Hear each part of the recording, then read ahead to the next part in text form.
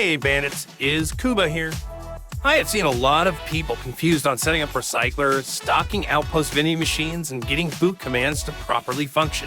So I thought I would set up a server, a solo server, with 3 times faster smelting, lightning fast recyclers, with added ones at fishing villages and barns, even stock outpost. So let's get into it. And this jumble of text is my gradient colored server name, which I have put a link in the description on how to make one. I worked it out so that the gradient name and the blue perks are separated by the white solo vanilla. That way everything really stands out. Next down, we have the option for password and for choosing which platforms we want to allow access to. I just went with crossplay. Here is where you can set all of the messages for people joining, leaving, rage quitting, and so on. The descriptions are pretty clear. Moving on, we have the admin broadcast. What this does is announce to everyone on the server every admin action the admin does. So if you have this on and you switch to spectate mode to catch some cheaters, this will announce to the server that you are spectating and make it harder to catch them. On the other hand, it shows the players what you are doing and eliminates any suspicions of admin abuse. So it's your call. Here are the boot commands I use for setting up recyclers at fishing villages and barns. There's a copy and paste reference in this video's description. Anytime you add boot commands for spawning a recycler, you need to do a full wipe. It's required.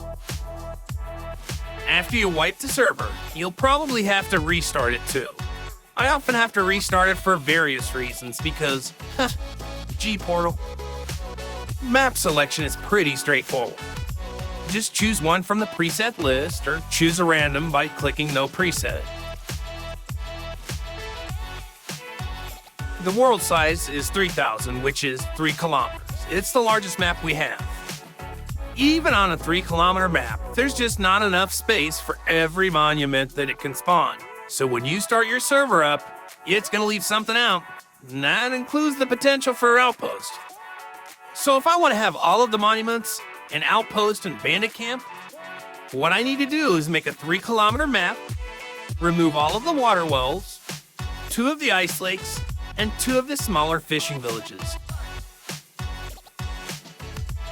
Offshore monuments won't have an impact, so you don't have to remove any of those. Boats are another area I leave alone. Stability, radiation, and progress time are all self-explanatory. It won't be used on theme servers, like Builder's Paradise. Day and night links can be adjusted here. I use a 60 and 5 setting, which is 60 minutes of day and 5 minutes of night.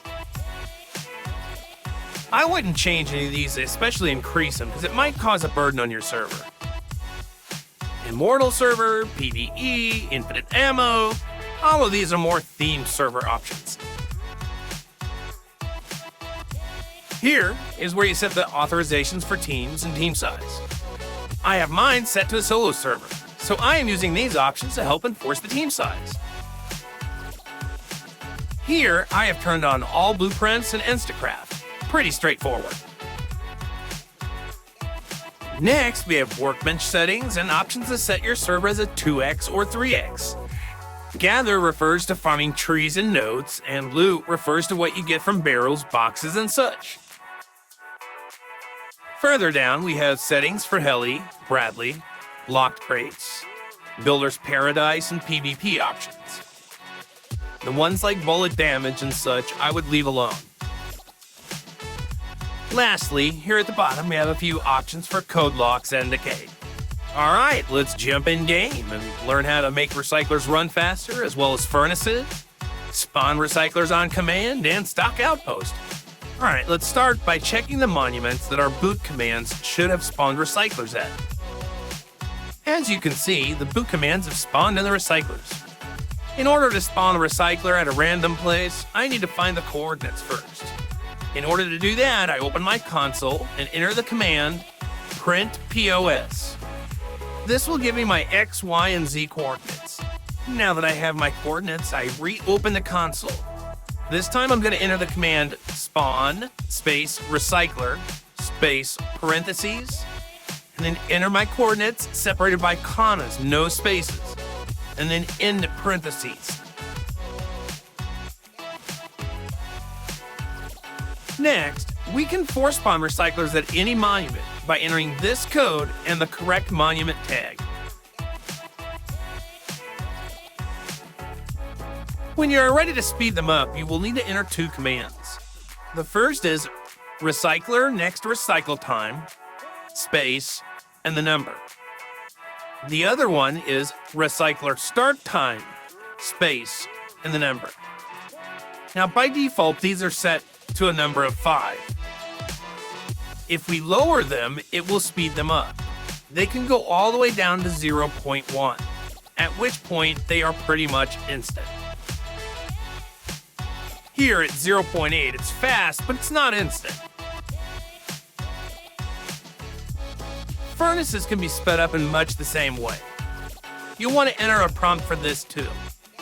This prompt is itemcookspeedmultiplier, space, and the number. By default, this value is set to 1, and it can be raised to 3.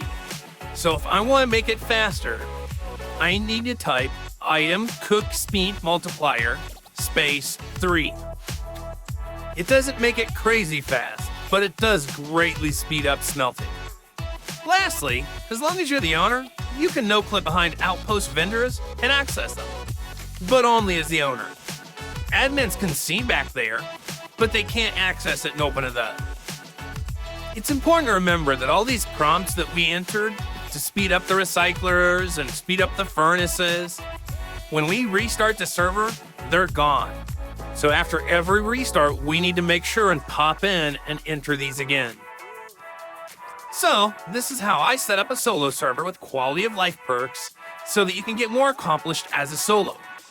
I've put links and text prompts in the description in case you want to copy and paste. I hope this was helpful, and if you use this to make your server, let me know and I will swing in and check it out. As always, play confident, play smart, play Rust.